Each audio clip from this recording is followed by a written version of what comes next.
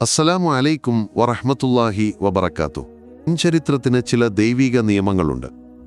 അഹങ്കാരികളുടെ പതനവും ക്ഷമിക്കുന്നവരുടെ വിജയവും രേഖപ്പെടുത്തുക എന്നത് അതിലൊന്നാണ്. കാലത്തിന്റെ താളുകളിൽ രക്തം കൊണ്ടെഴുതിയ ചില അധ്യായങ്ങളുണ്ട്. തലമുറകൾക്ക് പാഠമായി, വിശ്വാസികൾക്ക് ആശ്വാസമായി അല്ലാഹു കരുതിവെച്ച ചില നിമിഷങ്ങൾ. അത്തരമൊരു ദൈവിക നീതിയുടെ നേർക്കാഴ്ചയ്ക്കാണ് ഇന്ന് ലോകം സാക്ഷ്യം വഹിക്കുന്നത്. ഫിറൗനിന്റെ അഹങ്കാരത്തിനുമേൽ മൂസാ നബിയുടെ വടിവിജയം നേടിയതുപോലെ ഭൗതിക ശക്തിയുടെ കൊടുമുടിയിൽ വിരാജിച്ചവർ വിശ്വാസത്തിന്റെ കരുത്തിനു മുന്നിൽ തലകുനിക്കുന്ന ദയനീയ ചിത്രം. 48 മണിക്കൂറിനുള്ളിൽ ഞങ്ങൾ ഗസ്സയെ ഭൂമുഖത്തുനിന്ന് തുടച്ചു നീക്കും. അല്ലാഹുവിന്റെ ഭൂമിയിൽ നിന്ന് ഞങ്ങൾ ഹമാസിനെ ഉന്മൂലനം ചെയ്യും. വാക്കുകളിൽ ധിക്കാരത്തിന്റെ തീയായിരുന്നു. പ്രഖ്യാപനങ്ങൾക്ക് ആകാശത്തോളം അഹങ്കാരവും. ലോകത്തിലെ ഏറ്റവും വലിയ സൈനിക ശക്തികളിലൊന്നേറ്റവും പുതിയ സാങ്കേതിക വിദ്യയുടെ പിൻബലത്തിൽ ഒരു ജനതയുടെ വിശ്വാസത്തിന് മുകളിലേക്ക് തീ കോരിയിടാൻ തയ്യാറെടുത്തു. അവരുടെ പിന്നിൽ ലോകത്തിന്റെ അധികാരികളെന്ന് സ്വയം ചമയുന്നവരുടെ അകമഴിഞ്ഞ പിന്തുണയുണ്ടായിരുന്നു. പണവും ആയുധവും ഒഴുക്കാൻ ശപിക്കപ്പെട്ട കൈകൾ മത്സരിക്കുന്നുണ്ടായിരുന്നു. ദിവസങ്ങൾക്കുള്ളിൽ അവസാനിക്കുന്ന ഒരു കളിയാണിതെന്ന് അവർ കരുതി. ഭൂപടത്തിൽ നിന്ന് ഒരു തുണ്ട് ഭൂമിയെ മായ്ക്കുന്നതിനൊപ്പം ഒരു ജനതയുടെ ഹൃദയത്തിൽ നിന്ന് ഈമാനിന്റെ വെളിച്ചം കെടുത്താമെന്നും അവർ വ്യാമോഹിച്ചു. പക്ഷേ അവർക്ക് തെറ്റി. അവർക്ക് കണക്കുകൂട്ടാൻ കഴിയാത്ത ഒന്ന് ഗസ്സയുടെ മണ്ണിലുണ്ടായിരുന്നു. അല്ലാഹുവിൽ മാത്രം ഭരമേൽപ്പിച്ച ഒരു ജനതയുടെ അടങ്ങാത്ത വിശ്വാസത്തിന്റെ ആഴം. ഓരോ ബോംബും ആ മണ്ണിൽ പതിക്കുമ്പോൾ തകർന്നു വീണത് കല്ലും കോൺക്രീറ്റും കൊണ്ടുണ്ടാക്കിയ കെട്ടിടങ്ങൾ മാത്രമായിരുന്നു. എന്നാൽ ഓരോ തകർച്ചയിൽ നിന്നും തക്ബീർ ധ്വനികളുടെ അകമ്പടിയോടെ ഉയർത്തെഴുന്നേറ്റത് ഒരു ജനതയുടെ അടങ്ങാത്ത അതിജീവന പോരാട്ട വീര്യമായിരുന്നു. ലോകം കണ്ടത് ഭയന്നോടുന്ന ഒരു ജനതയെയായിരുന്നില്ല, മറിച്ച് തകർന്ന പള്ളികളിലെ തണുത്ത തറയിൽ പരിക്കേറ്റ ശരീരവുമായി സുജൂദിൽ വീഴുന്ന പിഞ്ചു കുഞ്ഞുങ്ങളെയായിരുന്നു. പൊന്നോമനകളുടെ ഛേദനയറ്റ ശരീരങ്ങൾ നെഞ്ചോട് ചേർത്ത് അല്ലാഹുവേ, ഈ ഷഹീദിനെ നീ സ്വീകരിക്കണമേ എന്ന് പ്രാർത്ഥിക്കുന്ന മാതാക്കളെയായിരുന്നു.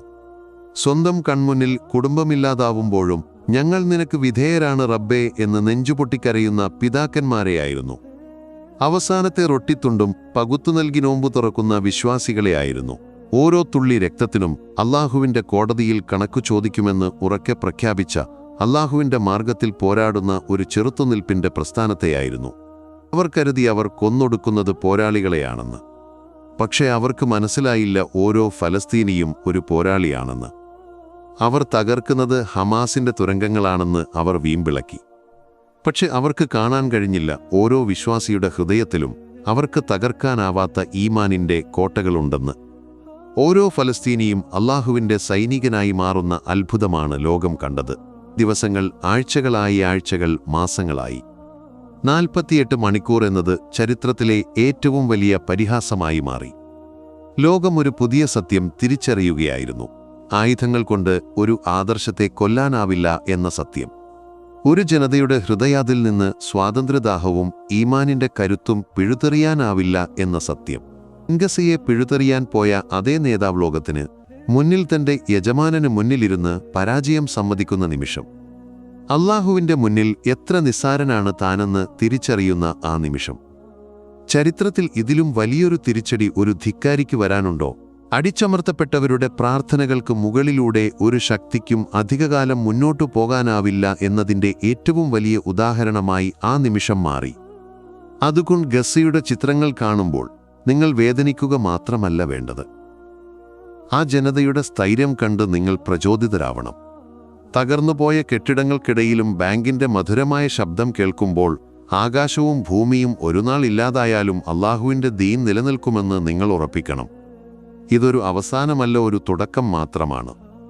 അനീതിയുടെ സാമ്രാജ്യങ്ങൾ തകർന്നടിയുന്നതിൻ്റെ തുടക്കം. ഈ കാഴ്ചയിൽ അമ്പരക്കേണ്ടതില്ല, കാത്തിരിക്കുക. ഇതിലും മനോഹരമായ കാഴ്ചകൾ കൊണ്ട് കാലം നമ്മെ വിസ്മയിപ്പിക്കും. അന്ന് നെതന്യാഹുവിനും അയാളുടെ കൂട്ടാളികൾക്കും ഓടിയൊളിക്കാൻ ഈ ഭൂമി മതിയാവാതെ വരും. കാരണം ഇത് മണ്ണും മനുഷ്യനും തമ്മിലുള്ള പോരാട്ടമല്ല, മറിച്ച് സത്യവും അസത്യവും തമ്മിലുള്ള പോരാട്ടമാണ്. ആ പോരാട്ടത്തിൽ അന്തിമ വിജയം എപ്പോഴും സത്യവിശ്വാസികൾക്കൊപ്പമായിരിക്കും. നിശ്ചയം ക്ഷമിക്കുന്നവരോടൊപ്പമാണ് അല്ലാഹു. എത്രയെത്ര ചെറിയ സംഘങ്ങളാണ് അല്ലാഹുവിന്റെ അനുമതിയോടെ വലിയ സംഘങ്ങളെ കീഴ്പ്പെടുത്തിയിട്ടുള്ളത്. അല്ലാഹു ക്ഷമിക്കുന്നവരോടൊപ്പമാകുന്നു. എന്ന് വിശുദ്ധ ഖുർആൻ പറയുന്നു. അല്ലാഹു സുബ്ഹാനഹു വ തആല ഫലസ്തീൻ മക്കൾക്ക് സമാധാനത്തോടെയും സന്തോഷത്തോടെയും ജീവിക്കാൻ തൗഫീഖ് നൽകട്ടെ. ആമീൻ. അസ്സലാമു അലൈക്കും വറഹ്മത്തുള്ളാഹി വബറകാതുഹു.